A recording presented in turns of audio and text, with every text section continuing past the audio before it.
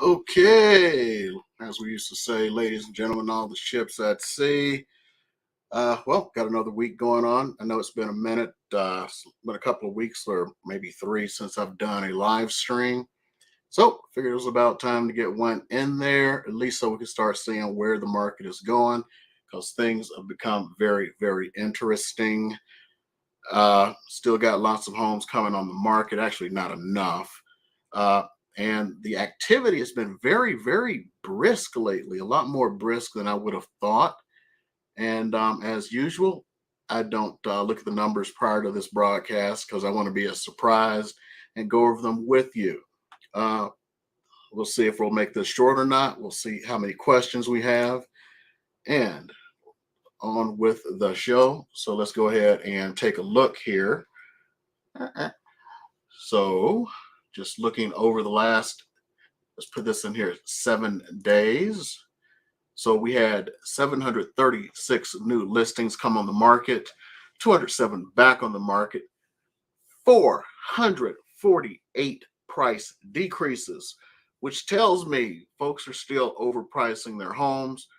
I don't even talk about price increases. We have 316 and 549 respectively for the under contracts, so 865. So we had more go under contract than came on the market. Souls are 663. So that's a good healthy mix, hopefully growing our inventory a little bit.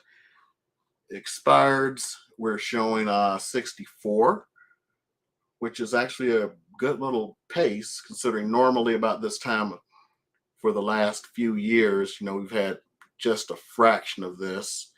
Withdrawals, 145. Majority of withdrawals, including conditionals and such, are usually people who have finally lost their way, thinking that they're going to get what they want for their homes instead of what the homes are worth. And we'll talk about that a little bit later. So let's go ahead and go into the stats as we normally do. So let's go ahead so I don't hide anything from you. Let me keep my eyeball over here, make sure that I actually am showing you what I say I'm showing you. I have a habit of that.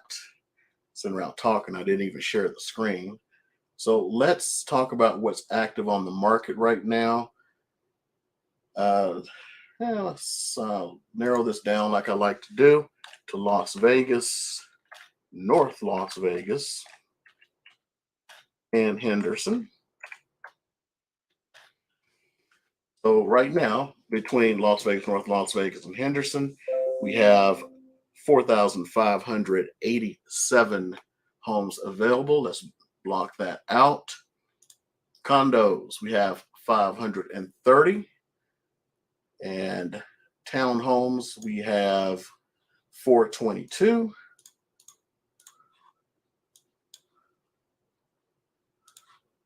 Sorry, I had a pop up on one of these windows here. So it gives us 952 total between condos and townhomes. The reason I combine condos and townhomes is because of this. They combine it. So we actually have, 12 fewer condos and townhomes than we had at the beginning of the month. So inventory is ever so slightly going down, but I wouldn't even count that as an anomaly. Right now, we're 21 days into the market, so we pretty much know what things are going to start looking like. Single family homes, we're looking at 3577 compared to 3737. So we're actually down there. Now, remember, this includes a few more cities, so it may be a slight bit off, but I like to only do Las Vegas, North Las Vegas, and Henderson. And if we really wanted to get into it, we could drill down some more. So let's see here. Units sold. We're going to have to do a little bit of math here. So we're just going to go into the solds. And we're going to go da-da, and we'll put in our time frame, which was so far this month. So far this month, we have had 1,326 sold. Let's compare that against what we had here. So 1962. So let's see here. 1326. Got a little calculator I'm doing here. So divide that by 21, multiply it times 30. So it's equivalent to 1894. So we actually sold fewer units so far this year. So far, remember, there's going to be a little bit of time before some people put this information into the MLS. So could be more, could be even, but it won't be any less. And let's compare that to the condominiums. 231 so far. Plus the townhomes, which is 410. Makes it 641. Let's see, divide that by 21 times 30. I know there's 31 days in this month, but oh my, that's interesting. Let me make sure I did this right now, because it shows 535 was sold last month, but 915 so far. Let me do this again. And you know what? I screwed up. It's 410. See, that's why I have to check my math. 21 times 30, 585. Still, 50 more have sold this month. Compare it to last month, or at least so far this month. And let's start looking at some numbers here. So, single family residential. Let's get the results.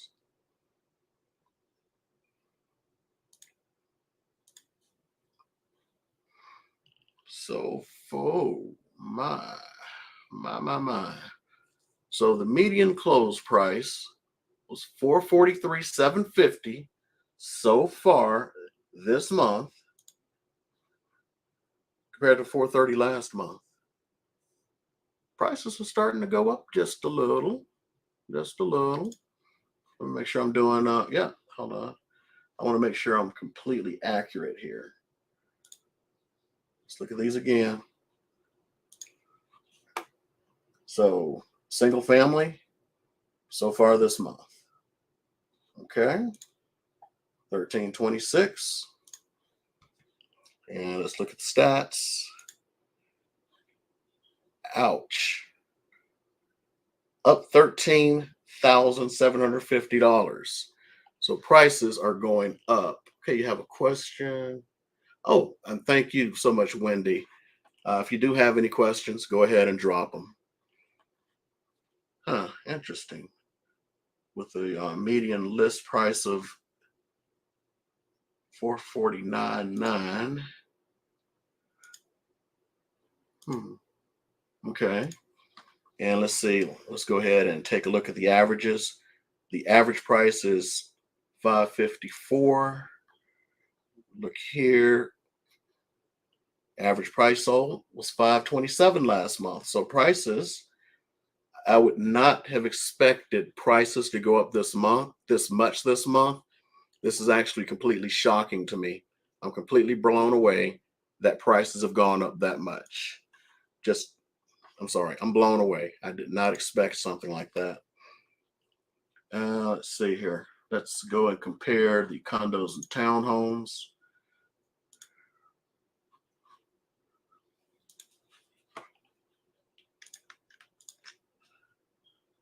We'll get that 410 again.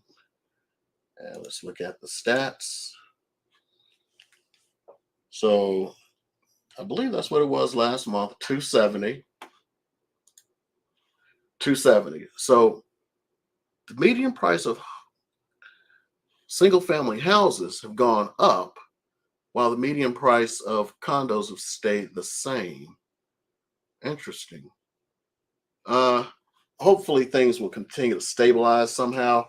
Uh, with the current interest rates, I would not want prices going up much more than they are now, because with about 6.3% average, these prices are a little bit ridiculous. So let's see if we were to go and run some numbers here.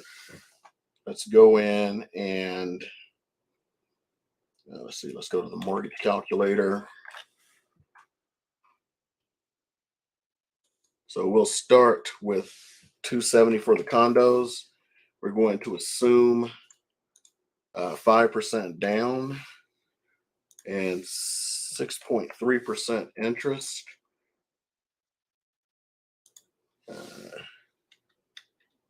Taxes should be about 900 on average. I'm not going to mess with the PMI right now. I know they just changed it. Insurance should run about 600, assuming a conventional. Let's just, for grins and giggles, throw in an HOA of about 160. But right now, if you're to get a condo,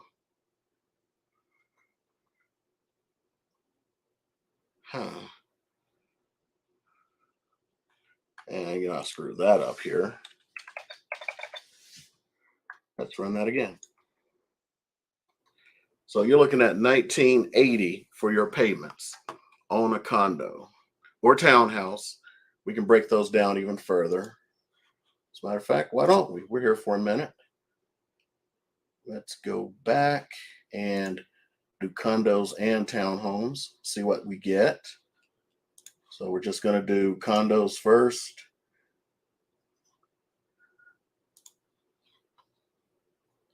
Sorry, I'm getting into my geek time right now. It's either this or doing lasers, right? 228.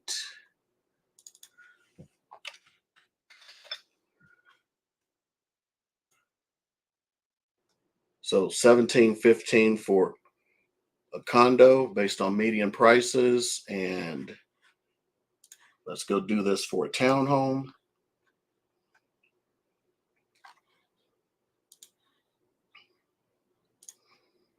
Okay, townhomes. I miss doing this every week. It's such a stable few months that, it was kind of like unnecessary to catch it up. So 326 is the median price on a townhome.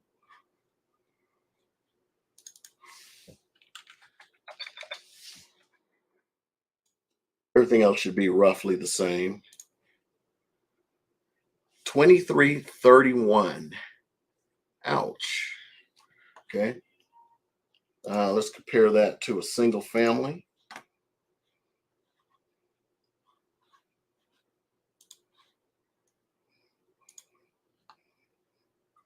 Okay, got that. Come in here. Sorry, my memory's not as good as it used to be. I need to run it again. 443, 750.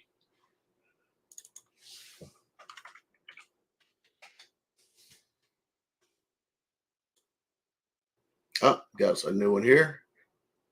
I appreciate that. Let me put this one up real quick. Be honest, 65 and 70, it's kind of on the bubble. A single family house, I would sincerely doubt. I may be able to get a condo or townhome, but we'll run the numbers here in a second. Remember, I'm not a lender. I'm only just running stuff through this. So let's see here. So we run that. Oh, I think I've already run it. So $3,070 would be your payment on a single family home. And now that someone's asked the question, let's see what someone who made 70,000 or so could do. Again, remember, I am not a lender. I'm just putting some information out there. And I'm going to base this on gross, not net, because they run the figures based on gross. So I'm going to assume like 0.41. And assuming you have no other debt, basically you can afford a townhouse. So about that, what was that? 326 or something like that. Well, let me do it again since I don't have an iron memory. So we get our townhouse here, get our results. So I remember 326. Let's put it back in here. And I put in the wrong thing. 326. Run it. So yeah, roughly a townhome or 326,000 with 5% down. But also you have to consider with a house, most of them, if they're in the HOA, property tax is going to be a little bit higher, about 1,200 a year in that price range, and home insurance, yeah, should be almost the same. But I'm not an insurance agent, I'm just observing. So let's say we split it between places with an HOA and without, call it $40 a month. So about 2235. Let's go in here, find out what we can find for 2235. So let's do a new search. I'm gonna put it in a new tab here. I'm going to be looking for, so let's see, 220, so let's say 300 to 335. And let's just look at everything. And of course, break it down to Las Vegas, North Las Vegas, and Henderson. So this is 193 places that you could find for that. Now remember, this is somebody who is not worried about if they don't have any other debts. So any other debts are going to have to come off of that. But let's see, the first, well, hold on, make sure I get this in order. So the first thing comes up is actually a manufactured house, which you're not going to be able to do because of the age here. There is a age that's the maximum, I believe it's 1976, that you can get any kind of financing on. So first condo you can get in that price range. This looks pretty nice. Built in 1997, 2-bedroom, 2-bath. It comes with a garage, 1,100 square feet.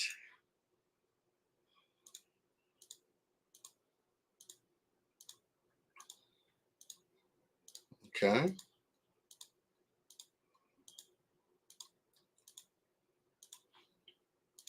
And when you go to the first single family, so we actually have some single families here.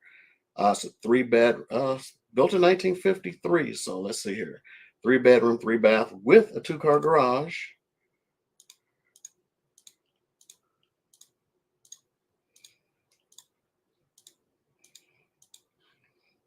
And let's go back here and let's try to find one. Let's first look for the first townhome. Built in 1986, 2-bedroom, 3-bath, which probably means 2.5, 2-car garage. Hey, that's nice, in my opinion. Usually when you don't see interior photos, that tells me a lot. Usually it's a renter inside or something. Let's try to find a single 1910. I'm sorry, I gotta stop and look at this one. Somebody write, that does not look like Las Vegas. There's something wrong with the system. There's been a glitch. Let's see here. Single family, 1971. Let's see if we get something a little bit newer. 56, 64. Now I'm intrigued. Let's take out everything else. Just look at single family.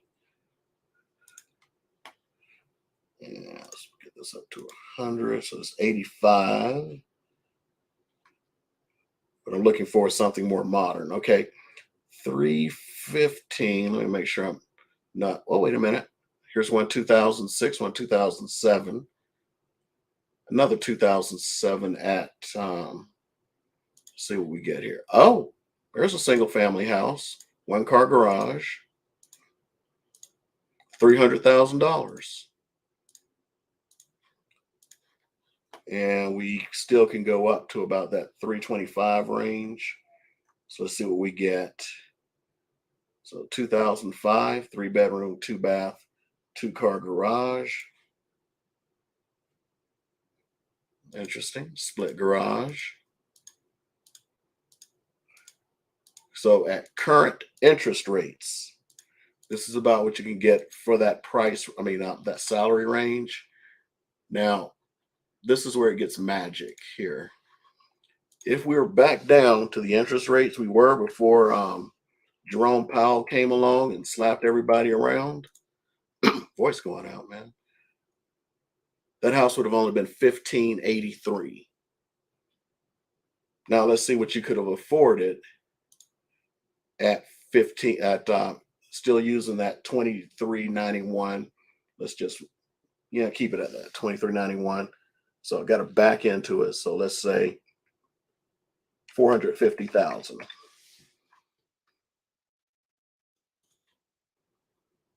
Oh, we still got some room, but I'm going to leave it there 450. Let's see what in the world can you afford if the interest rates have not gone up. Let's see what we could get for a house. So let's do that residential search again. Limit it to Las Vegas, North Las Vegas, and Henderson. Oops. And let's go. Price about 425. Oops. To 460. Oops. 460. So, oh my God, there's 417 homes available. So let's just look in here. Huh, interesting.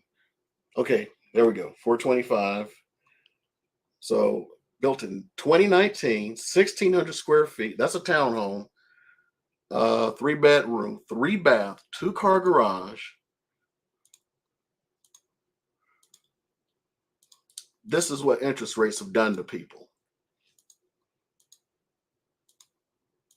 Taking away your buying power. Let's get even deeper. Let's look for the first house. So this one's pretty small, 1036, 2 bedroom, 2 bath, 2 car garage, but it's a single story. It looks like it's been upgraded nicely too. No carpet. A lot of people don't like carpet anymore. That's like, yeah, more people ask for no carpet than anything else. Let's go on. Look at this. 2009, 2,100 square, 5 bedroom, 3 bath, 2 car garage, 425,000. Let's see what we could have had here.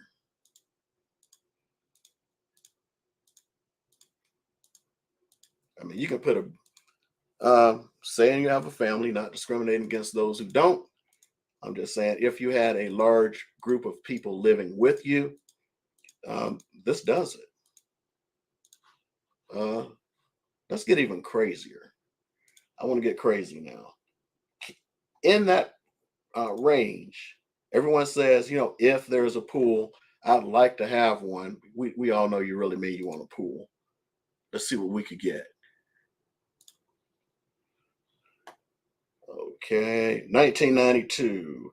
Now let's try this 2006 here. Okay. So with interest rates being slapped around, if you could get this sucker at the old interest rates that we could have had about a year or so ago, about a year and 2 months ago, you could have had yourself a pool. Look at that. How does it make you feel with interest rates now?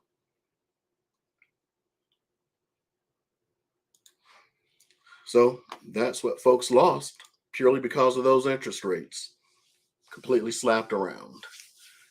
Does anybody have any questions? We're about 25 minutes into Sunday night here.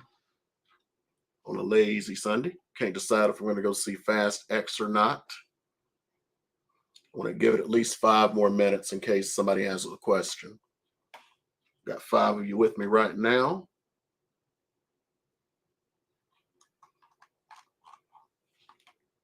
By the way, Flint's, does that, if you're still here with me, I don't know if you are or not, does that answer your question about workers making between 65 and 70,000 from a non-banker, not giving banking advice or quoting interest rates?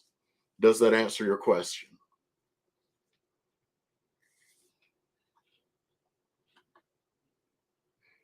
Now, how many people are surprised by how bad interest rates have affected you? Should be quite a few. Okay. Well, while I'm at it, I'll try to cover something. Now, this one's interesting. I had a person last week. They're a veteran, and what they're looking for is a high rise on the strip, but they wanted to use their VA loan. So I had to go in, do a little bit of, hold on here.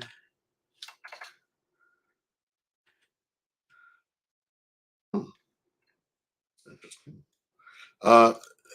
Figuring out which high rises on the strip allow for VA loans. So I'll at least share that here with you.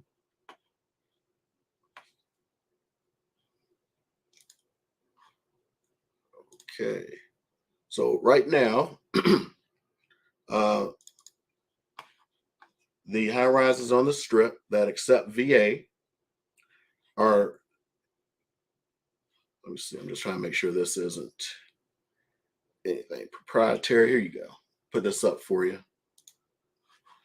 So we get the Ogden, Jewel, and I'm not sharing. That actually, no, wouldn't work. The Ogden, Jewel, Newport's Loft, Soho Loft, Turnberry Towers West, not the other Turnberry Towers. There's 2 Turnberries next to each other, or one's across Paradise. The one that's on the other side of Paradise is the one you can use. No, wait a minute. On the strip side of Paradise. Marie Antoinette, 1 Las Vegas, Regency Tower, and 1 Queensbridge Place. That's not on the strip, but I put it here because it's the only other thing that's a high rise that is VA approved. So those who don't know, Queensbridge Place is down off of Charleston and Fort Apache. So we can just go real quick here. This looks like people are getting tired, so am I. Let's see, I can come in here. I can go. Now, the Allure was on the list, and it looks like they've been removed from the list.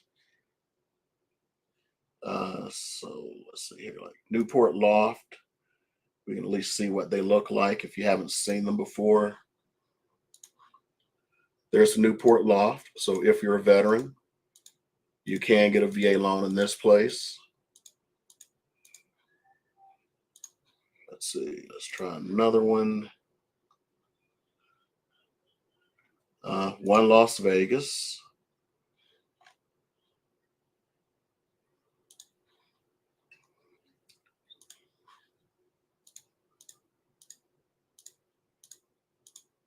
So if you want that looks like it's on the ground floor.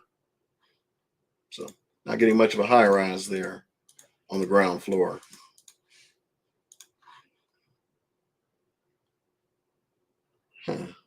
Okay. Let's look at another one real quick. Still no questions. Lost a few people. They're going like, oh, he's getting off. So let me get out of here. So the Jewel.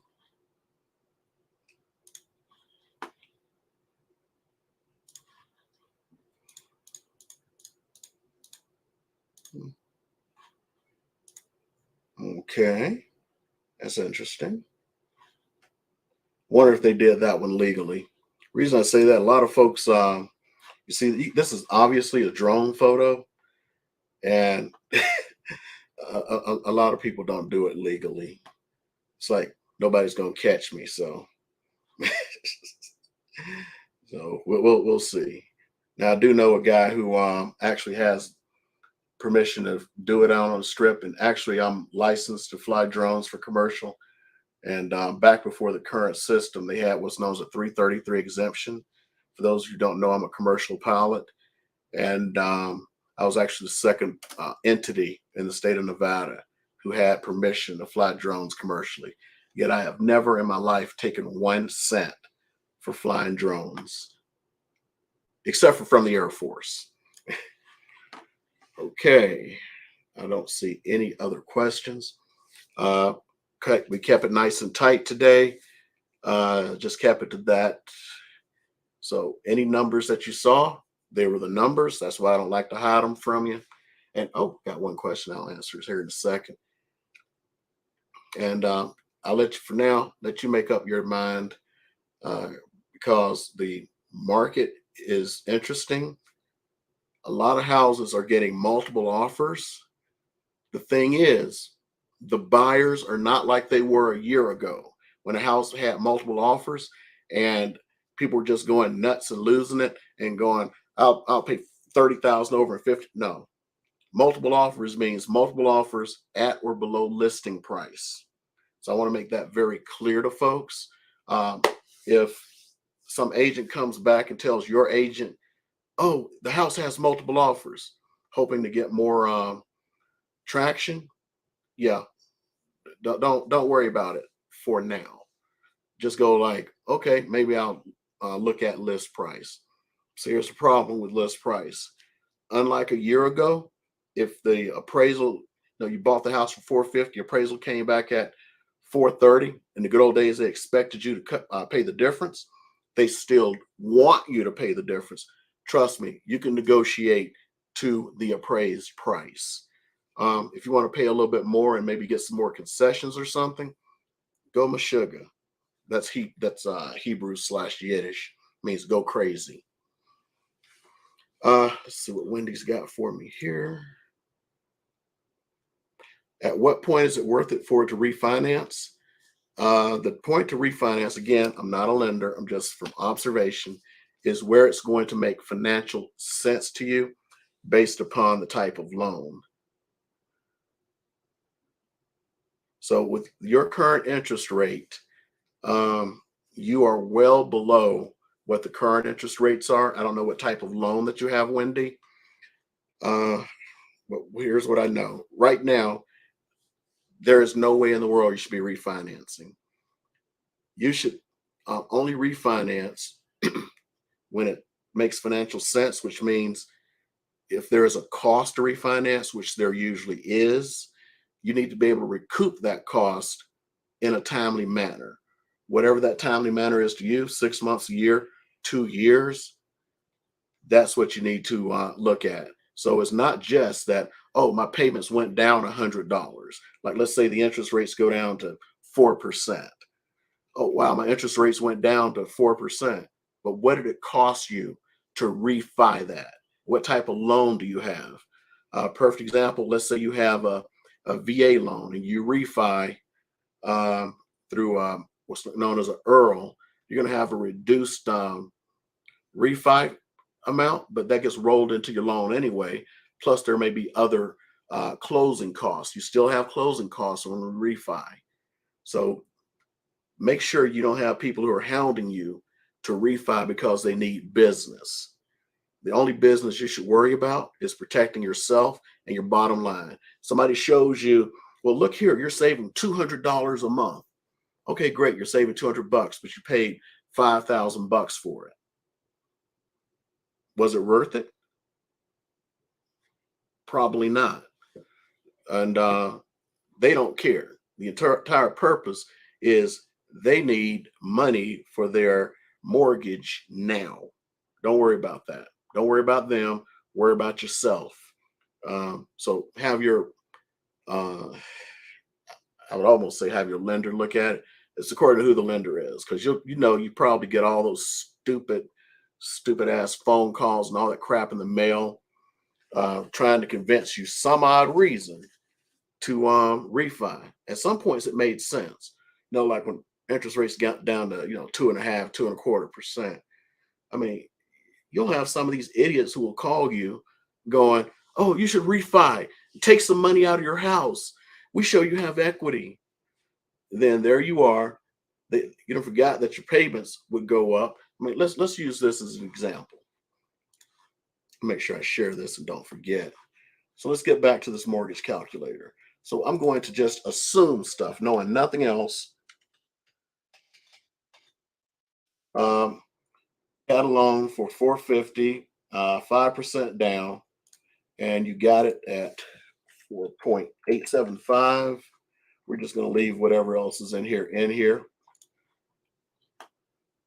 I'm not quoting interest rates. 2630. Now, at 475, you probably got it within the last year. So you really have been paying nothing but interest. But let's, for grins and giggles, say it's worth 445 right now. And some odd reason you can refi, and to be honest, unless it's 20%, they're not going to let you refi unless you put a down payment. But right now we're pretending. We're doing pretend time. So 6.3%, not quoting interest. Just using an example.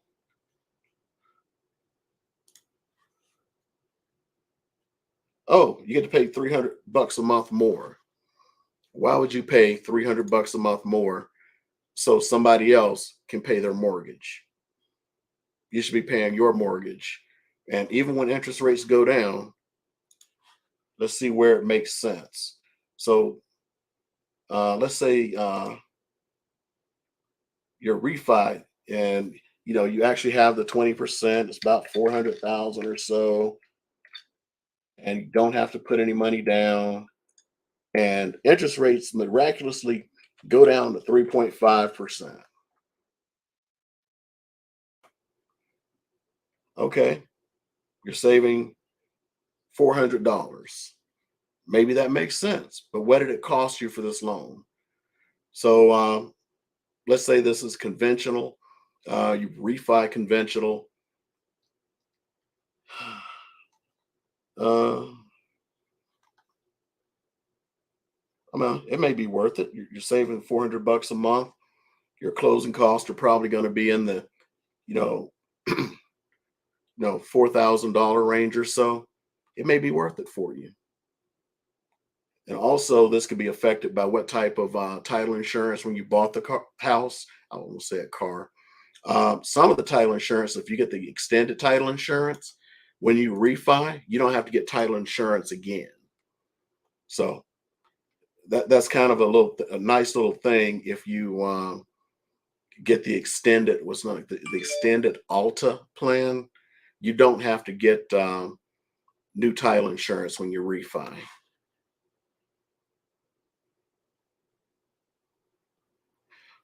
Okay, so yep, you're watching them like a hawk. It makes sense to refi when they fall. Yeah, I'd probably say they'd have to get down to well under 4% at your current interest rate for it to make sense for you. Okay. Anybody else have any questions? Don't want to keep you here. Don't even know if there are any seats left. Let's see here. I only like to sit in a particular seat at the theater. And if that seat's not available, I don't go to a movie. And on top of that, I'm like a gremlin here. If somebody's sitting next to me, I don't like to purchase the ticket either.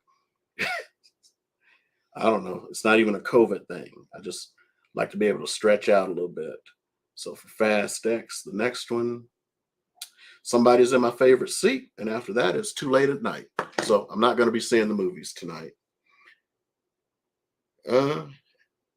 By the way, my favorite seat, if anyone ever knew, I go to the AMC theaters. I have the Stubs A-list. So I pay $20 a month for 12 movies a month, and whatever the theater is for the ones at the AMC, I like the third row, dead center. I don't sit any other place, and I don't want anyone sitting next to me. I'm not being antisocial. I just like to stretch out. Plus, I had one the other day. I ain't a small fella. I had a woman who wasn't a small lady sit next to me. It was not comfortable. So it's kind of like flying on an airplane. I like to get the out. And when I was young, I got the window seat because I loved looking out. I'm a commercial pilot. But as I got older, I didn't like to squeeze up in there. I will not fly if I cannot get an aisle seat or upgrade to first. Okay. No other questions? Plus, y'all learned a little something about me. Okay. Hopefully I can be able to losing it. Blah. I'm gonna try to knock this out again next week because the market is just changing so fast now, and too many interesting things are happening. Uh, I mentioned it on my one of my regular videos that it's back again because for like 8, 9 months, I didn't have to make a call around. If somebody wanted to see houses over the weekend, we just went to see houses because I ain't worry about it. Now I've got to worry again to see if there are offers on houses. Oh, and here's another one. There are multiple offers, but for some strange reason, people are only making those multiple offers and stuff on brand new houses. I cannot emphasize this enough. If you overprice your house and you get out of that groove, you're done. By the way, for buyers, um, if you start running into some resistance over the next few months, uh, number one thing, look for that house been on the market for about 3, 4 months, or really about 2 months and beyond, because they're freaking out right now, especially when they see everybody else getting multiple offers. So use the psychology against the sellers. And sellers, you need to get into the groove. Stop this. I want this amount for the house. When you bought the house, you didn't go, what did the owner, what does the owner want? You went, how low can I get this? And that's what all the buyers are doing right now. Don't get out of the groove. Okay, let's see here.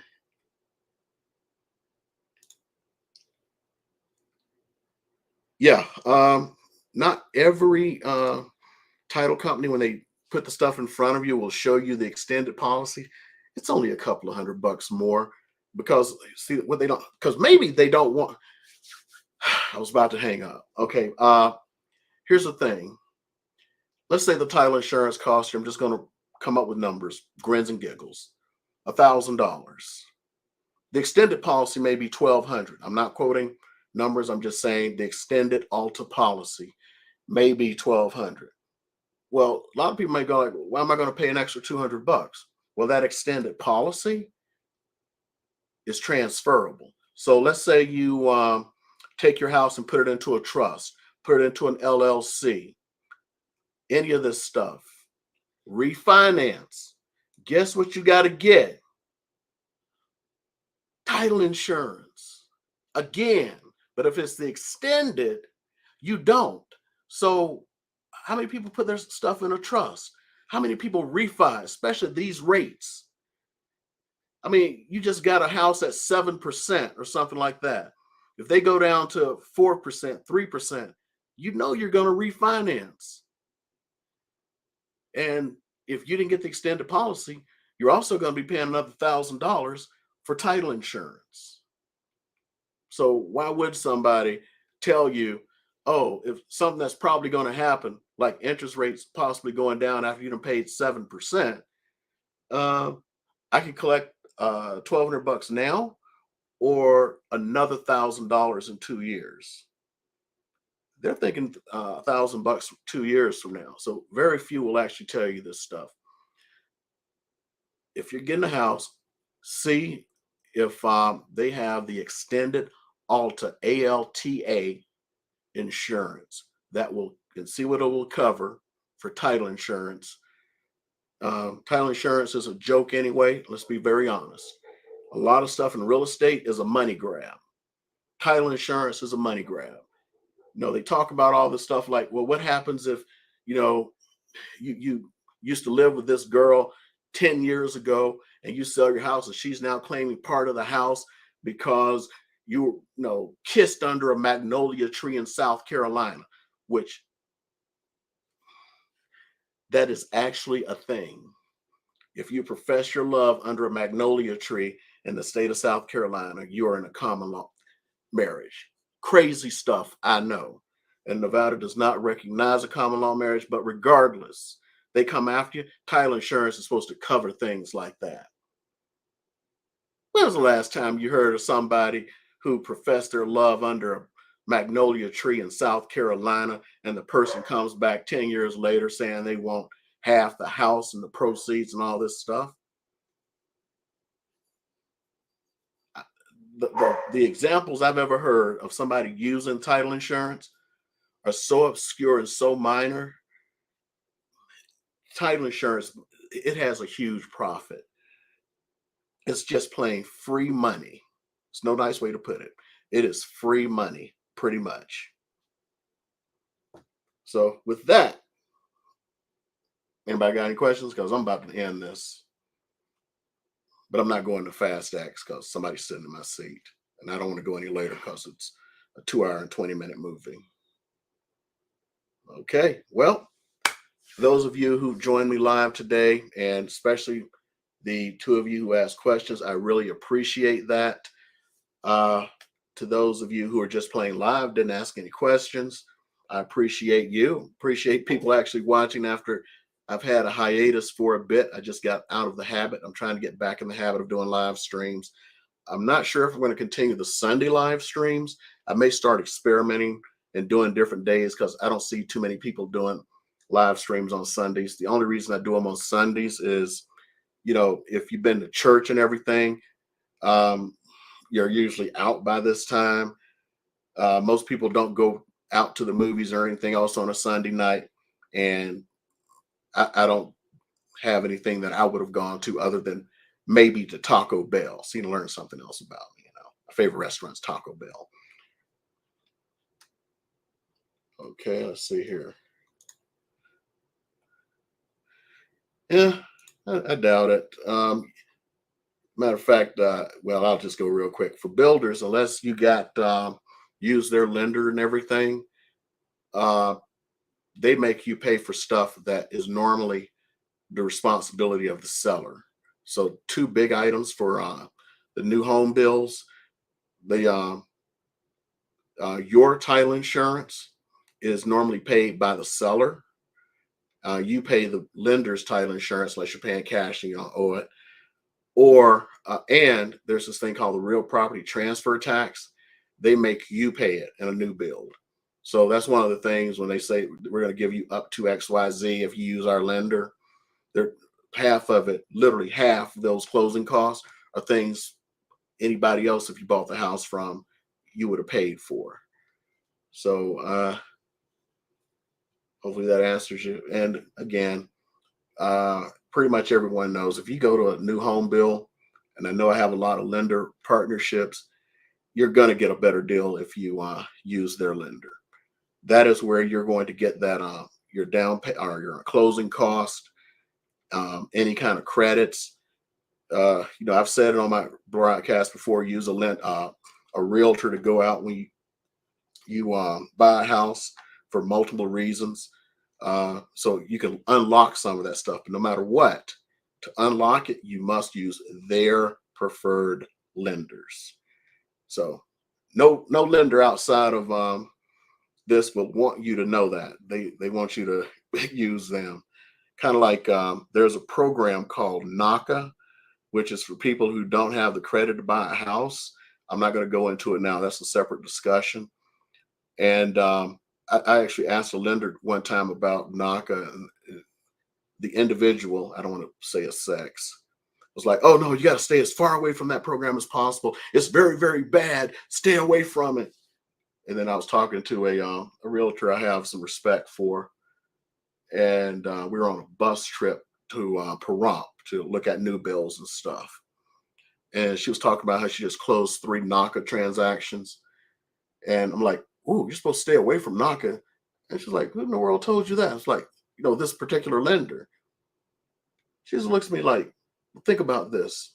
They run all the stuff themselves. No lenders are involved. That means that lender cannot make a single penny if someone goes with NACA. Why would they tell you to use NACA?